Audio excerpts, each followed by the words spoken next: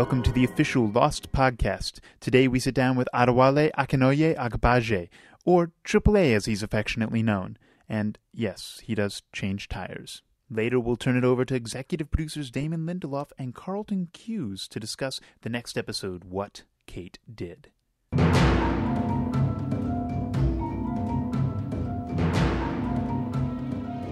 Of all the Tale section survivors, none is currently more fascinating than Adewale. Born in London, England, Adewale regularly split his time between the UK and Nigeria. He quickly rose in notoriety after being cast in Congo and went on to star in numerous hit films and TV shows, including playing opposite our own Harold Perrineau in Oz. For your protection when we travel.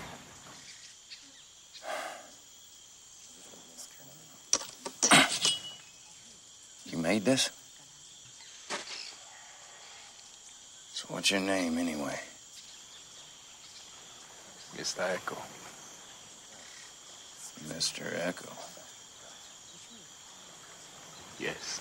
It's true it will be at least a while before we can even hope to have an opportunity to learn more about Adewale's fascinating character, Mr. Echo.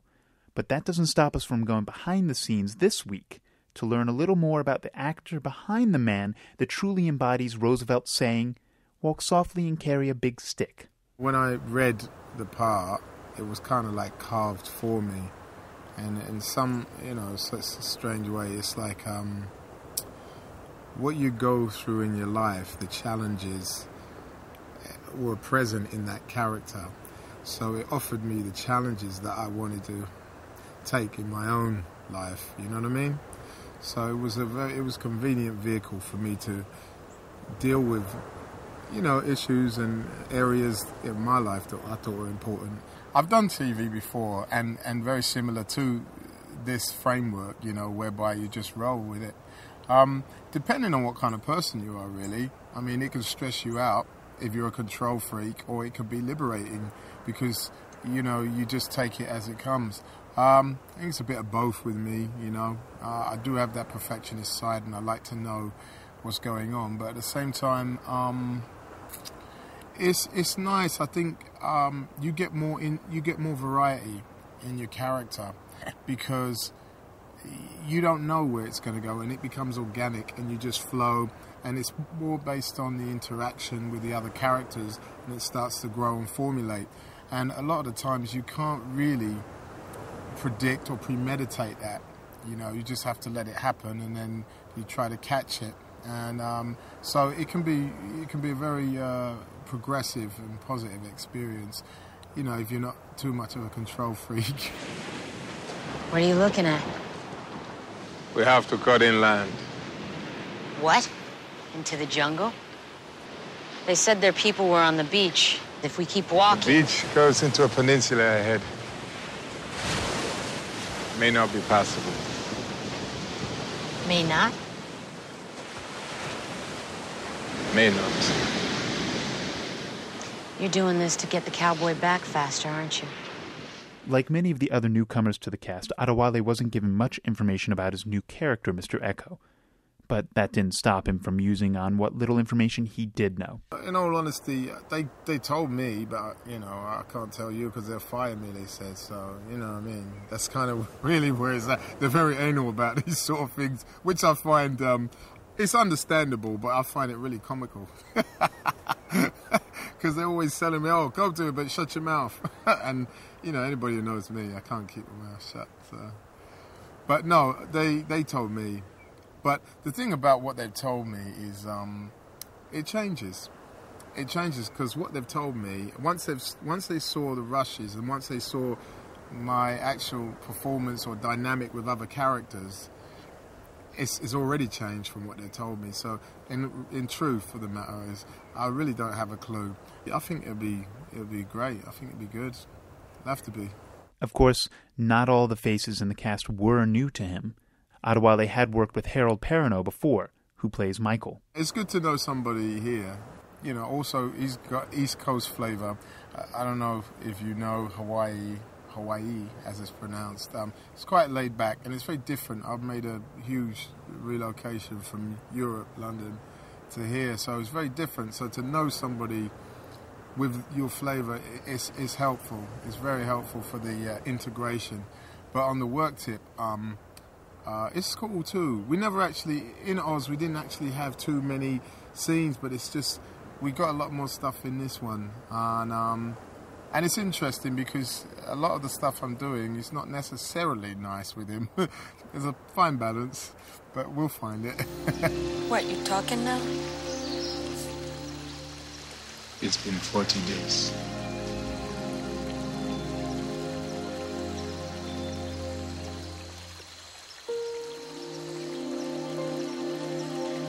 You've been waiting 40 days to talk. You waited 40 days to cry.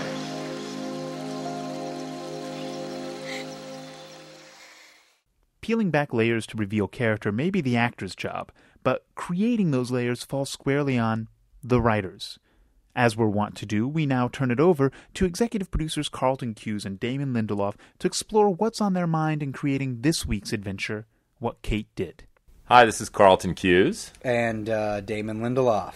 And welcome to our podcast, which will be sort of a discussion a little bit about last week's episode, Collision, and this week's episode, What Kate Did. Now, yes, what an interesting title for an episode, What Kate Did. What could it possibly be about, Carlton?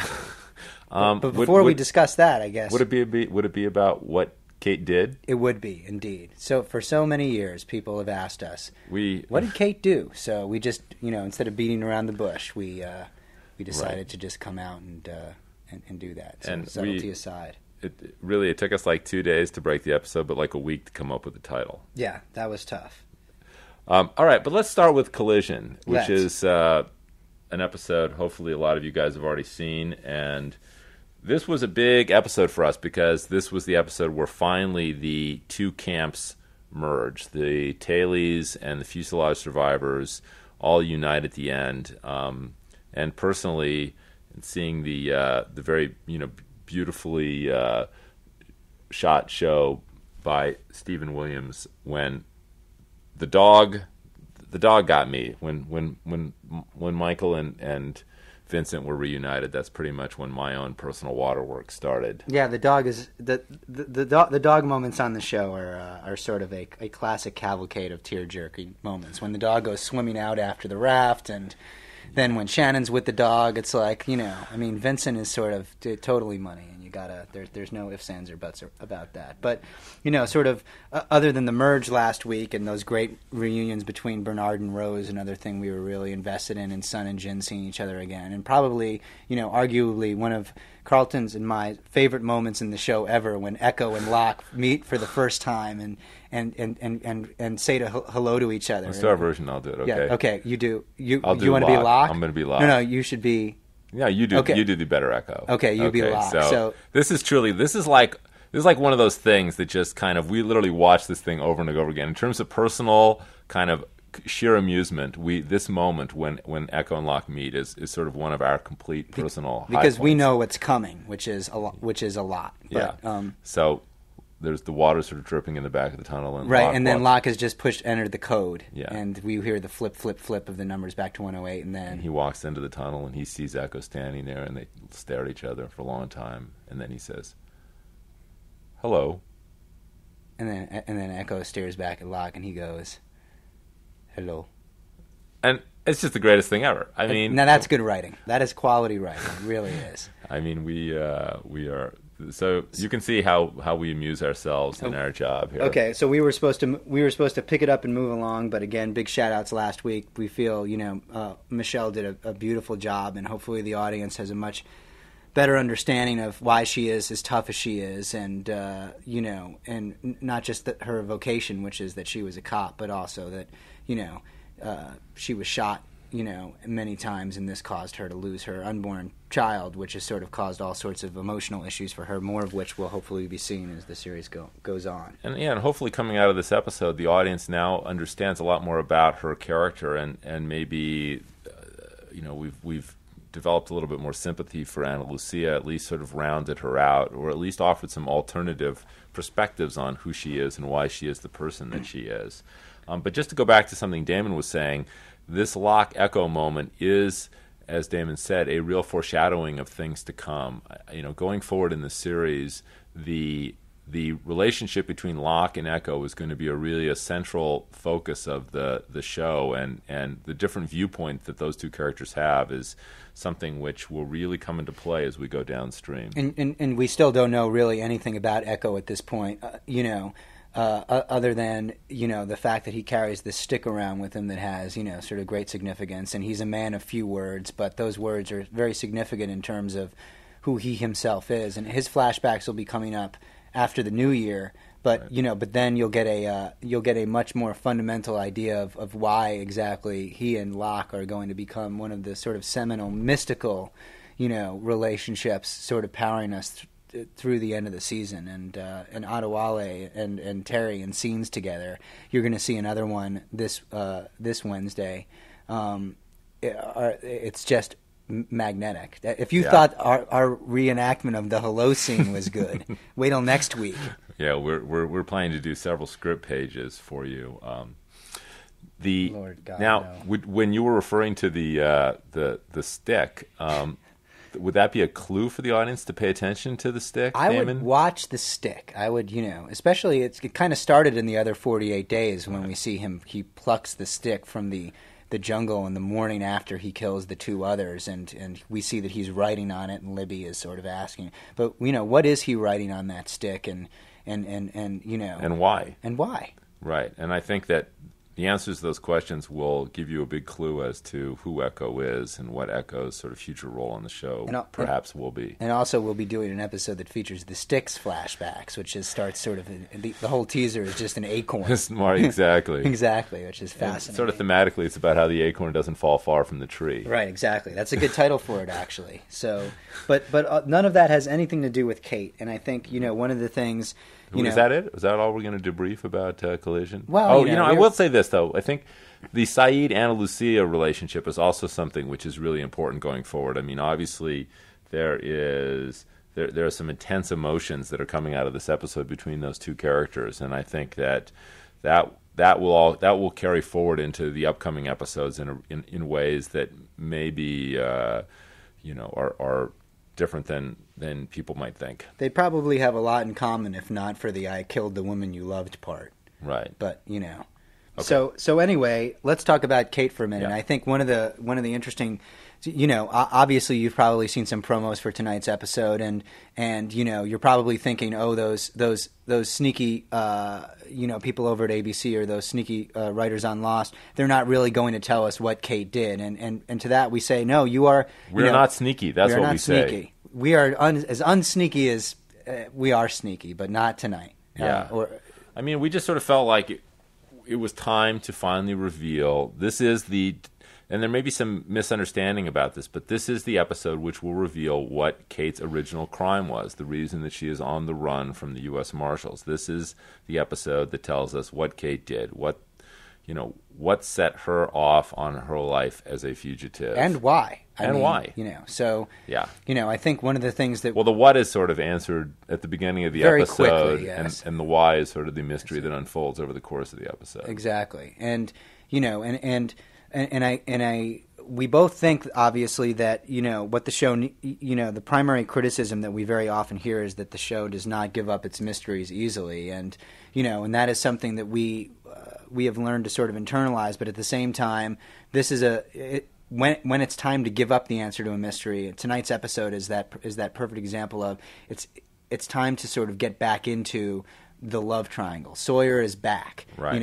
And Sawyer is sick, very sick. And Kate has an emotional investment in Sawyer. And here's Jack, who she has been basically sort of evolving in her relationship with in Sawyer's absence. So, given and that not expecting Sawyer to be returning. Right, exactly. Or expecting to be rescued. Right. Other than the fact that Sun found the bottle, which she's sort of fairly pessimistic about. Now, upon Sawyer's return, a big flood of emotions sort of comes in for Kate, and this sort of results in tonight's episode. And we just sort of sat around and said, well, we've known now. It was more of a torrent of emotion. A torrent, yes. a tempest of emotion. A tempest? Yeah, it could have been a tempest. In any case, now was the time to say the Hailstorm. audience needs to know. And yes. Well, Sorry. The audience needs to know. A tsunami of emotion. The audience needs to know a cyclonic wave of emotion. Sorry. There you go. Well, that's sort of the same as a tsunami in many ways. But in any case, a cyclone is like a hurricane in the southern hemisphere.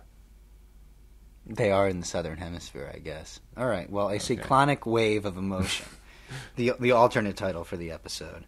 But it is time to know what Kate did, and you will find out in just a few short days. And Evangeline, I think, has never been better than in this episode. She is really, really, really good. Astonishingly good. So we really loved it, and we were really pleased with the incredible job that Paul Edwards did directing the episode. Yeah, he's Paul's awesome. Our camera operator, in fact, and he is really one of the cornerstones of our crew, and we like to sort of give a shout out to him because sort of under the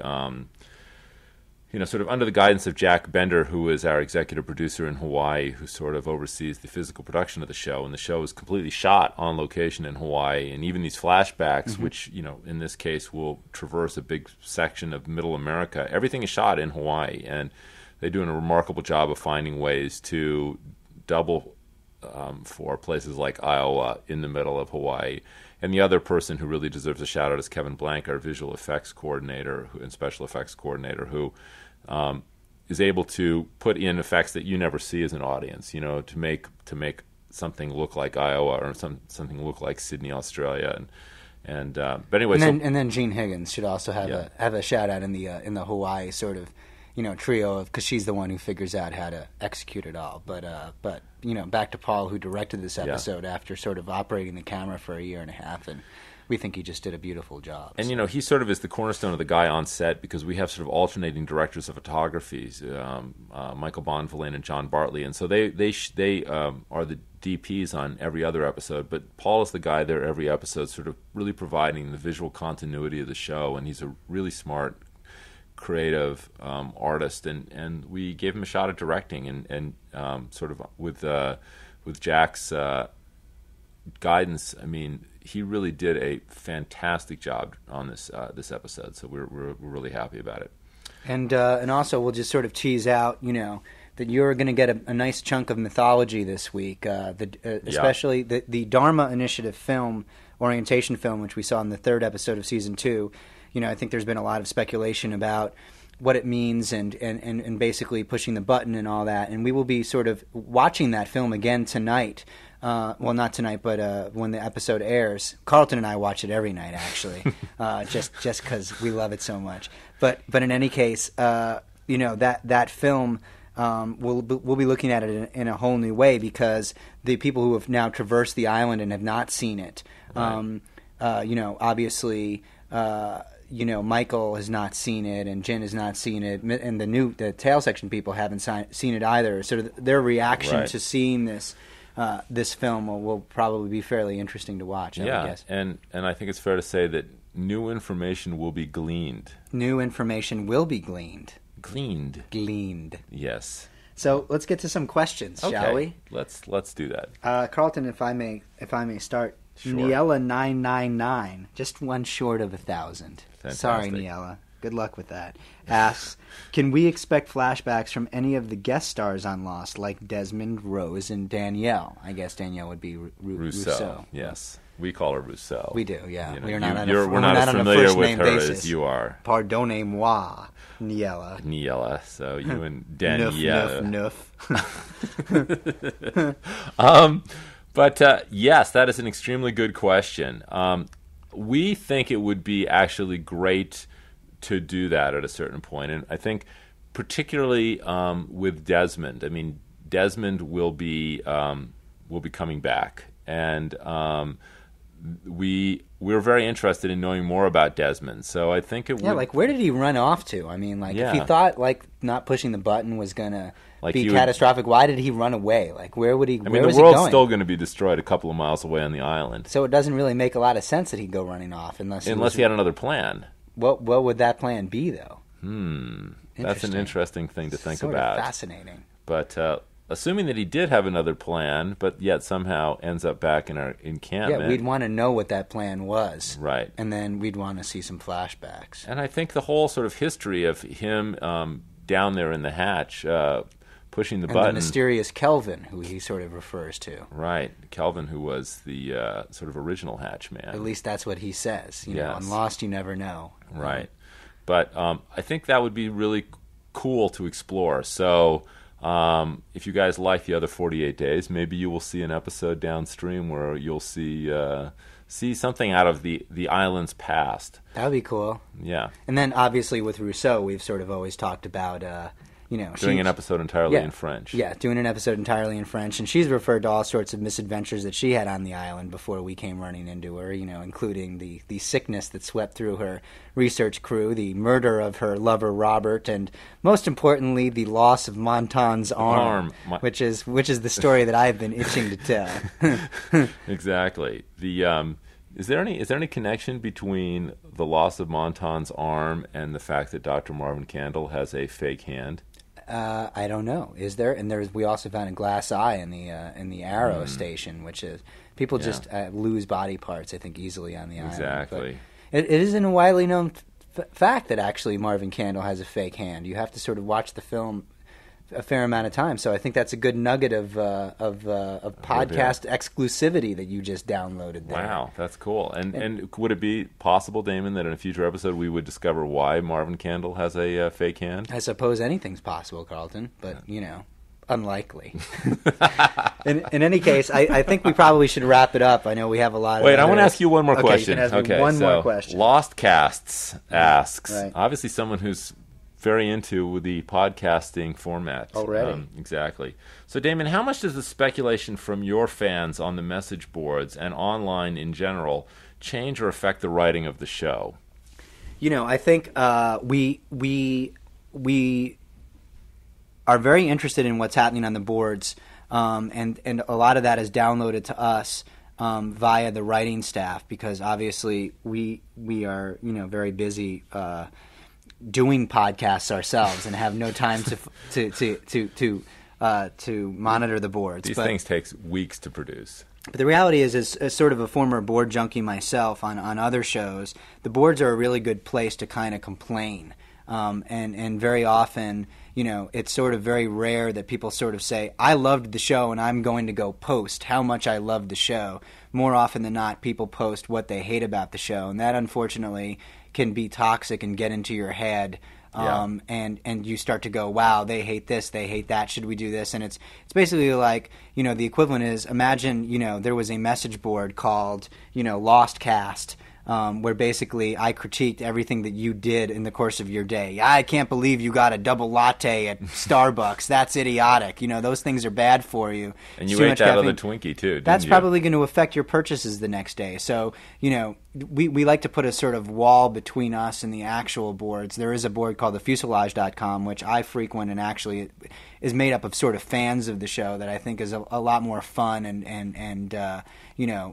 enthusiastic, and less on the negative axis, which we like to sort of check out. But we're always interested in sort of what the fans are thinking about the show, and obviously really interested in sort of what theories they come up with and what they're responding to. And it's fun for us to see how close they are to the truth. Yeah, and I think it is true. I mean, certainly in terms of the hatch and doing the whole orientation film, that was really driven by a lot of fan reaction that we weren't giving the audience enough about the hatch, and so we decided that the first 3 episodes this year would really download a significant amount of information about the hatch, and that was how we sort of concocted the idea of doing an orientation film as opposed to just having a character spat out a bunch of exposition. We thought this film would be a far better vehicle for basically getting out a lot of information, which sets up a bunch of mysteries. And the Hanzo Foundation is something else you guys should pay attention to. That's you should check out, by the way. They have a website, the Hanzo Foundation, apparently, thehanzofoundation.org, which is a good very place to go visit. Place to visit. But exactly. More on that to come. All right. Thank you, guys, and we will talk to you soon. Bye, Damon. Bye, Carlton. And that concludes our podcast series for now. Please stay tuned to lost.abc.com for news of future podcasts. Until then, namaste.